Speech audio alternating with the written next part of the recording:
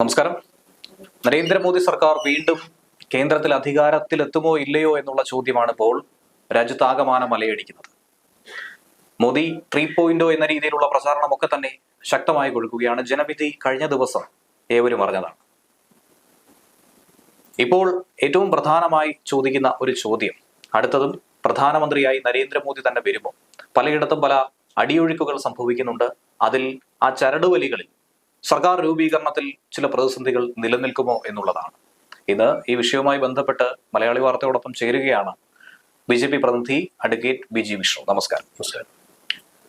ആമുഖത്തിൽ പറഞ്ഞതുപോലെ തന്നെ അടിയൊഴുക്ക് ശക്തമായി നടക്കുന്നുണ്ട് എന്നുള്ള പ്രചാരണം ഇപ്പോൾ സജീവമാണ്. അപ്പോൾ അങ്ങനെ ഏതെങ്കിലും അടിയൊഴുക്കിൽ കാലിടറി വീഴുമോ മോദി? ഒരു അടിയൊഴുക്കിലും ഭാരതീയ ജനതാ പാർട്ടി ഭയപ്പെടുന്നില്ല.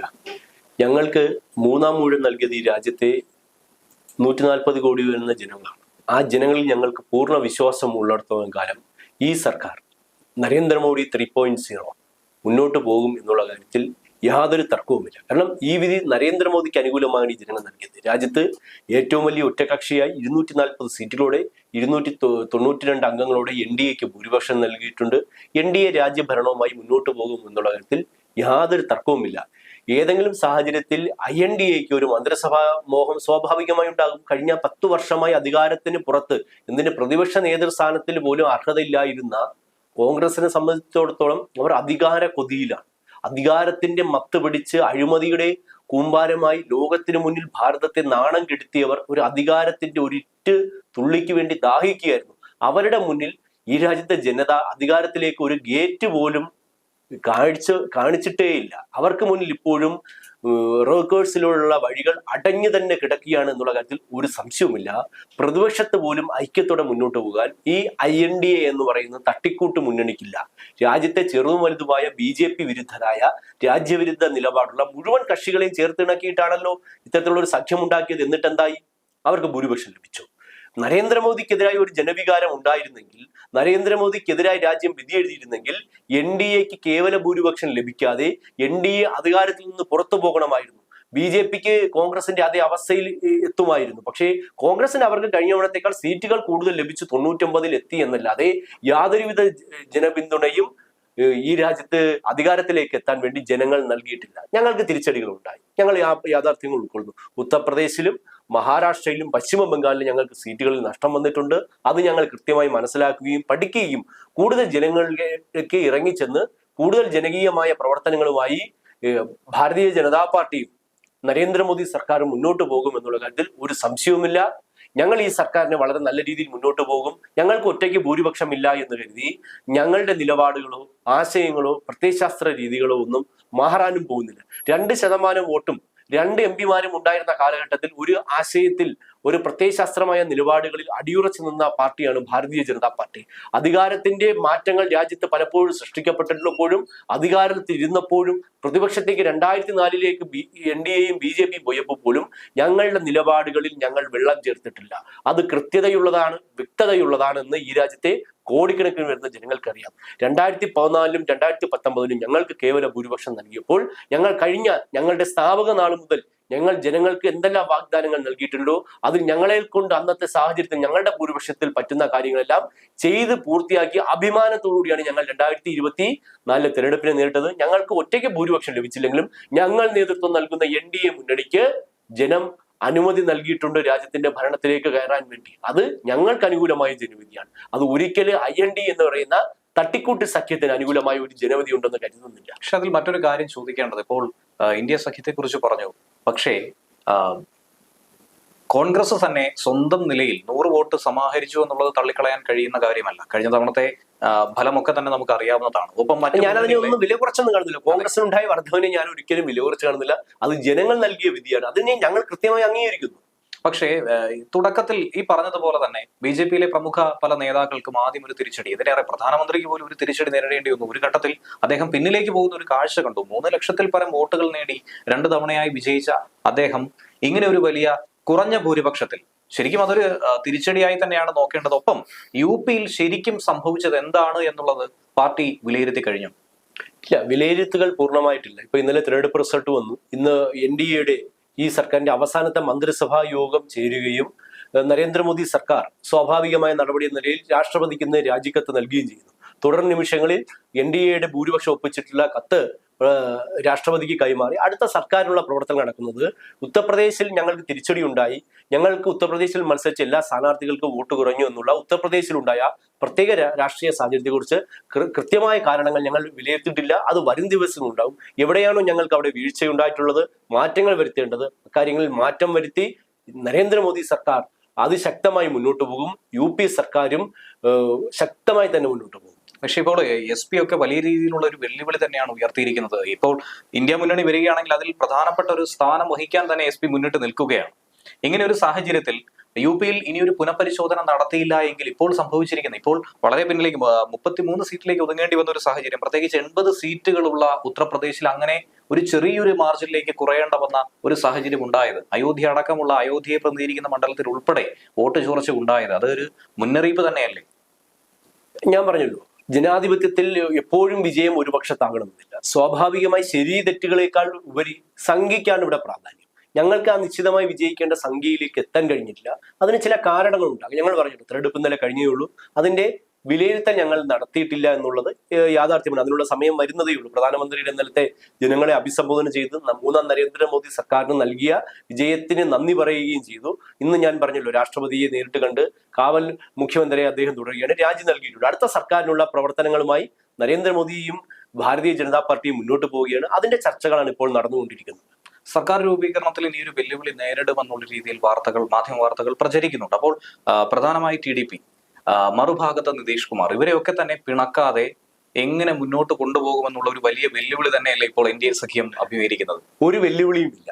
അവർ എതിർഭാഗത്തോ മറുഭാഗത്തോ ഇല്ല. ആ ചോദ്യം തന്നെ മറ്റൊരു രീതിയിലാണ്. അവർ ഞങ്ങളോടൊപ്പമാണ്. ഞങ്ങളോടൊപ്പം നിന്ന് മത്സരിച്ച് ഞങ്ങൾ ഒരുമിച്ചാണ് ജയിച്ചത്. ആ NDAക്ക് നേടിയ വിജയമാണ് ബീഹാറിലും ആന്ധ്രാപ്രദേശിലുമുള്ളത്.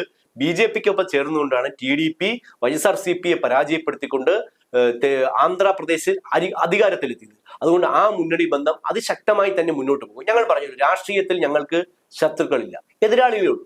ചില കാലങ്ങൾ നിങ്ങൾ ചോദ്യത്തിന്റെ അടിസ്ഥാനം തന്നെ ചില സമയത്ത് നിതീഷ് കുമാർ NDA വിട്ടുപോയിട്ടുണ്ട്. അത് അന്നത്തെ സാഹചര്യം. ഇന്ന് അദ്ദേഹം ഞങ്ങളോടൊപ്പം ചേർന്നത് ഇന്നത്തെ രാഷ്ട്രീയ സാഹചര്യത്തിൽ ഞങ്ങളോടൊപ്പം ചേർന്ന് നിന്നുകൊണ്ട് മുന്നോട്ട് പോയി ഞങ്ങളുടെ സഖ്യം വിജയിച്ചു എന്നുള്ള കാര്യത്തിൽ. ഇനി മറ്റൊരു കാര്യം പറയുകയാണെങ്കിൽ, സർക്കാർ രൂപീകരണം ഒക്കെ തന്നെ പൂർത്തീകരിക്കും, 8-ാം തീയതി സത്യപ്രതിജ്ഞ നടക്കും, ഇങ്ങനെയുള്ള വാർത്തകൾ പുറത്തു വരുന്നുണ്ട്. ഈ സാഹചര്യത്തിൽ മോദി സർക്കാർ ഇനി എന്തൊക്കെ കാര്യങ്ങളിലാണ് ശ്രദ്ധിക്കേണ്ടത് എന്ന രീതിയിൽ ഒരു ഉപദേശം പോലെയോ അല്ലെങ്കിൽ ഒരു വിലയിരുത്തൽ പോലെയോ അങ്ങനെയുള്ള ഒരു ആത്മപരിശോധന ഇതിനു മുൻപ് നടത്തിയിട്ടുണ്ടോ? എക്സിറ്റ് പോൾ ഫലങ്ങളൊക്കെ തന്നെ പാടെ തെറ്റിച്ചുകൊണ്ടാണ് ഇപ്പോൾ റിസൾട്ട് വന്നിരിക്കുന്നത്. എക്സിറ്റ് പോൾ ഫലങ്ങളെല്ലാം പാടെ മാറിയിരിക്കുകയാണ്. പക്ഷേ NDAക്ക് കേവല ഭൂരിപക്ഷം ലഭിക്കില്ല എന്ന് ഒരു എക്സിറ്റ് പോളും പറഞ്ഞിട്ടില്ല. അവർ പറഞ്ഞതിനനുസരിച്ച് NDA വിജയിച്ചിരിക്കുന്നു എന്നുള്ള കാര്യത്തിൽ സീറ്റ് ഉയർത്താൻ കഴിയില്ല എന്നുള്ള ഒരു കാര്യം. അതെ, സീറ്റ് ഉയർത്താൻ ഞങ്ങൾ കഴിയില്ല. ലോകത്തിൽ എല്ലായിടത്തും തുടർച്ചയായി ഭരിക്കുന്ന സർക്കാരുകൾക്കെതിരായി സ്വാഭാവികമായി ഒരു ജനരോഷം ഉണ്ടാവുകയും അവർ അധികാരത്തിൽ നിന്ന് പുറത്തു പോവുകയും ചെയ്യുന്നു. പക്ഷെ ഇവിടെ നരേന്ദ്രമോദി സർക്കാരിന് വീണ്ടും ഭരിക്കാനുള്ള ഭൂരിപക്ഷം ജനങ്ങൾ നൽകിയാണുള്ളത്. അപ്പോൾ ഈ ജനവിരുദ്ധമായില്ല. ഞങ്ങൾ മധ്യപ്രദേശിൽ മുഴുവൻ സീറ്റുകളിലും ജയിച്ചു. ക്ലീൻ സ്വീപ്പായിരുന്നു മധ്യപ്രദേശിൽ. ഗുജറാത്തിൽ ഞങ്ങൾ 26-ൽ 25 സീറ്റ് ജയിച്ചു. ഉത്തരാഖണ്ഡിൽ മുഴുവൻ സീറ്റ് ജയിച്ചു. AAP അടക്കമുള്ള മുഴുവൻ CPM അടക്കമുള്ള കുറ്റിച്ചൂലടക്കം ഞങ്ങൾക്കെതിരെ ഒരുമിച്ച് നിന്നാണ് ഡൽഹിയിൽ പോരാടിയത്. ഞങ്ങൾക്കെതിരെ എല്ലാ സമരങ്ങൾക്കും നേതൃത്വം നൽകിയത് ഡൽഹിയാണ്. അവിടെ പോലും INDA സഖ്യത്തിന് ഒരു സീറ്റിൽ പോലും വിജയിക്കാൻ കഴിഞ്ഞില്ല. അത് നരേന്ദ്രമോദി സർക്കാരിന് നൽകിയ ഏറ്റവും വലിയ അംഗീകാരമാണ്. അതോടൊപ്പം തന്നെ ഏറ്റുപറയേണ്ടതൊന്ന്, ഈ ദിവസം ഞങ്ങൾ ഒറ്റയ്ക്ക് ദക്ഷിണ ഭാരതത്തിന്റെ വടക്ക് ഭാഗത്തായിട്ട് ഞങ്ങൾ ഒറീസയിൽ അധികാരത്തിൽ വന്നിരിക്കുകയാണ്. കേവല ഭൂരിപക്ഷത്തോടെ ഞങ്ങൾ ഒറ്റയ്ക്ക് അധികാരത്തിൽ വന്നു. കോൺഗ്രസ് അവിടെ ഭരിച്ചു, ബിജു ജനതാദൾ ഭരിച്ചു. പക്ഷെ അവർ എല്ലാവരെയും മാറ്റി നിർത്തിക്കൊണ്ടാണ് ഭാരതീയ ജനതാ പാർട്ടിക്ക് അവിടെ സർക്കാർ ഉണ്ടാക്കാൻ കേവല ഭൂരിപക്ഷം നൽകിയിട്ടുള്ളത്. അത് രാജ്യത്തിന്റെ ചരിത്രത്തിൽ തന്നെ രേഖപ്പെടുത്തേണ്ട ഒരു ജനവിധി തന്നെയാണ്. അതുകൊണ്ട് ഞങ്ങൾക്ക് ജനവിരുദ്ധമായ ഒരു തിരിച്ചടിയും ഉണ്ടായിട്ടില്ല. അങ്ങനെയാണെങ്കിൽ ഞങ്ങൾക്ക് ഇതേ സമയം നടന്ന തെരഞ്ഞെടുപ്പിൽ ഒറീസയിൽ സർക്കാർ ഉണ്ടാക്കാൻ കഴിയുമായിരുന്നില്ലല്ലോ. അവിടുത്തെ 2 സീറ്റുകളിൽ ഒഴിച്ച് ബാക്കി മുഴുവൻ പാർലമെന്റ് സീറ്റിലേക്കും വിജയിച്ചത് ഭാരതീയ ജനതാ പാർട്ടിയുമാണ്. ഇനി ഈ പറഞ്ഞ ഡൽഹിയെ കുറിച്ച് പറയേണ്ട ഒരു കാര്യം, ഡൽഹിയിൽ 1-2 സീറ്റുകൾ ഒരുപക്ഷെ കുറഞ്ഞേക്കാമെന്നൊരു ഭീതി ഒരുപക്ഷെ BJP നേതൃത്വത്തിന് പോലും ഉണ്ടായിരുന്നു. അത്ര വലിയ വിഷയങ്ങൾ തന്നെയായിരുന്നു അവിടെ നടന്നിട്ടുണ്ടായിരുന്നത്. ഒരു മുഖ്യമന്ത്രിയെ ജയിലിലടയ്ക്കുക, അദ്ദേഹം പുറത്തിറങ്ങുക, ജാമ്യം കിട്ടി പുറത്തിറങ്ങുക, വലിയ തോതിൽ മോദി സർക്കാരിനെതിരെ വലിയ വെല്ലുവിളി ഉയർത്തുക, അതിലൂടെ ഒരു ജനങ്ങളുടെ ഒരു താല്പര്യം ഉണ്ടാകുമെന്ന് ചിലരെങ്കിലും പ്രതീക്ഷിച്ചിരുന്നു. പക്ഷേ അതിനൊക്കെയുള്ള ഒരു വലിയ തിരിച്ചടിയായിട്ട് വന്നിരിക്കുകയാണ്. അപ്പോൾ ജനം എന്താണ് ഇതിലൂടെ വിലയിരുത്തുന്നതെന്നാണ് മനസ്സിലാക്കിയിട്ടുള്ളത്? അഴിമതിക്കാരെ ജയിലിലടയ്ക്കാൻ പാടില്ലെന്ന് ഏത് നിയമമാണ് പറഞ്ഞിട്ടുള്ളത്? അരവിന്ദ് കെജ്രിവാൾ അദ്ദേഹത്തെ അറസ്റ്റ് ചെയ്യുന്ന സമയത്ത് കോടതിയെ സമീപിച്ചിരുന്നല്ലോ, കോടതി ജാമ്യം നൽകിയില്ലല്ലോ. ഇന്നും അദ്ദേഹം കോടതിയെ സമീപിച്ചല്ലോ. അദ്ദേഹത്തിന്റെ ജാമ്യ ഹർജി പരിഗണിക്കുക പോലും കോടതി ചെയ്തിട്ടില്ല. അതിന്റെ അർത്ഥം അരവിന്ദ് കെജ്രിവാൾ അഴിമതിക്കാരനാണ്. അരവിന്ദ് കെജ്രിവാളിനെ ജയിലിലടച്ചതിന് മേൽ BJPക്കെതിരായി ഒരു ജനകീയ രോഷം ഉണ്ടായിരുന്നെങ്കിൽ ആദ്യം BJP പരാജയപ്പെടേണ്ടിയിരുന്നത് ഡൽഹിയിലായിരുന്നു. ഞാൻ പറഞ്ഞല്ലോ, ഡൽഹിയിൽ ഏഴ് സീറ്റും ജയിച്ചു. ഒരു സീറ്റെങ്കിലും AAP നേടിയിരുന്നെങ്കിൽ ഞങ്ങൾ പറയാം അത് അരവിന്ദ് കെജ്രിവാളുമായി ബന്ധപ്പെട്ട വിഷയത്തിന്മേൽ BJPക്ക് തിരിച്ചടി ഉണ്ടായി. പക്ഷേ അരവിന്ദ് കെജ്രിവാളിനെ ജയിലിലടച്ച, അരവിന്ദ് കെജ്രിവാളിന് ഭൂരിപക്ഷം നൽകിയ അതേ ഡൽഹിയിൽ ഏഴ് സീറ്റും നൽകുക വഴി അരവിന്ദ് കെജ്രിവാളിനെതിരെയുള്ള അന്വേഷണത്തിന്റെയും കോടതിയുടെയും നിലപാട് ശരിയെന്ന് തെളിഞ്ഞിരിക്കുകയാണ്. ശരി, നിലവിൽ ഭരണത്തിലേറി കഴിയുമ്പോൾ ജനങ്ങൾക്ക് BJP വക NDAയുടെ ഭാഗത്തു നിന്നും എന്തൊക്കെ തരത്തിലുള്ള പ്രതീക്ഷകളായിരിക്കും ഇനി അർപ്പിക്കാൻ കഴിയുന്നത്? കഴിഞ്ഞ 10 വർഷക്കാലം നരേന്ദ്രമോദി സർക്കാർ വിവിധ പദ്ധതികളോട് ഈ രാജ്യത്ത് ജനങ്ങൾക്ക് ജനക്ഷേമകരമായ പ്രവർത്തനങ്ങളാണ് മുന്നോട്ട് ലഭിച്ചിട്ടുള്ളത്. അത്തരത്തിലുള്ള ജനക്ഷേമകരമായ പദ്ധതികളും പ്രവർത്തനങ്ങളുമായി ഭാരതീയ ജനതാ പാർട്ടിയും NDA സർക്കാരും മുന്നോട്ട് പോകും എന്നുള്ള കാര്യത്തിൽ ഒരു തർക്കവും വേണ്ട. ഒരു കാര്യം വ്യക്തമാക്കുക, അധികാരത്തിലെത്തുമ്പോൾ ജനങ്ങൾക്ക് സൗജന്യമായി വാരി കൊടുക്കുന്നതല്ല ജനസേവനം, അതല്ല ജനകീയ പ്രവർത്തനം. സർക്കാരിന്റെ സാമ്പത്തിക ഭദ്രതയെ ഉറപ്പുവരുത്തിക്കൊണ്ട് പൊതുഖജനാവിനെ സംരക്ഷിച്ചുകൊണ്ട് ഈ രാജ്യത്തെ എല്ലാ ജനവിഭാഗങ്ങൾക്കും, പിന്നോക്ക ജനവിഭാഗങ്ങൾക്കും, ദളിതർക്കും ദുർബലർക്കും അടക്കം പദ്ധതികൾ നടപ്പിലാക്കി അവരുടെ അധ്വാനശീലം വളർത്തി അവരെ സ്വയം പര്യാപ്തതയിലേക്ക് നയിക്കുമ്പോൾ മാത്രമേ ഒരു സർക്കാരിന്റെ ഭാഗത്തു നിന്നും വിജയം ഉണ്ടാവുകയുള്ളൂ, ജനക്ഷേമകരമായ പ്രവർത്തനം മുന്നോട്ട് പോവുകയുള്ളൂ. അല്ലാതെ AAP പോലെ സകലതും സൗജന്യമായി കൊടുക്കുക എന്നുള്ള പറയുന്നത് ഞങ്ങൾ ഒരിക്കലും ആലോചിച്ചിട്ടില്ല. അത്തരത്തിലുള്ള ഒരു ചിന്തയിലേക്ക് ഞങ്ങൾ കടന്നിട്ടുമില്ല. അത്തരത്തിലുള്ള ഒരു വാഗ്ദാനവും ഞങ്ങൾ ജനങ്ങൾക്ക് നൽകിയിട്ടില്ല. ഞങ്ങൾ AAPയോ കോൺഗ്രസോ CPMോ അല്ല, ഞങ്ങൾ ഭാരതീയ ജനതാ പാർട്ടിയാണ്. ഞങ്ങൾ പറയാനുള്ളതെല്ലാം ജനങ്ങൾക്ക് മുന്നിൽ കൃത്യമായി പറഞ്ഞിട്ടുണ്ട്. അത് 370 വകുപ്പ് റദ്ദാക്കുന്ന കാര്യത്തിലായാലും ശരി, അയോധ്യ വിഷയത്തിലായാലും ശരി, ഏക സിവിൽ കോഡിന്റെ വിഷയത്തിലായാലും ശരി, കൃത്യമായ നിലപാടുകൾ ഞങ്ങൾ തുറന്നു പറഞ്ഞിട്ടുണ്ട്.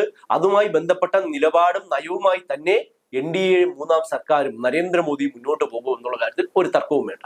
എന്തായിരുന്നു, സർക്കാർ രൂപീകരണ ചർച്ചകൾ പുരോഗമിച്ചുകൊണ്ടിരിക്കുകയാണ്. വളരെ വേഗത്തിൽ വീണ്ടും മോദി സർക്കാർ അധികാരത്തിലെത്തുമെന്നുള്ള ഒരു പ്രതീക്ഷ തന്നെയാണ് ഇവരും ഇപ്പോൾ പങ്കുവെച്ചുകൊണ്ടിരിക്കുന്നത്. അപ്പോൾ അതിനെക്കുറിച്ചുള്ള വാർത്തകൾ വരും ദിവസങ്ങളിൽ തന്നെ കേൾക്കാൻ കഴിയുമെന്നാണ് പ്രതീക്ഷിക്കുന്നത്. നന്ദി ശ്രീ BG വിഷ്ണു.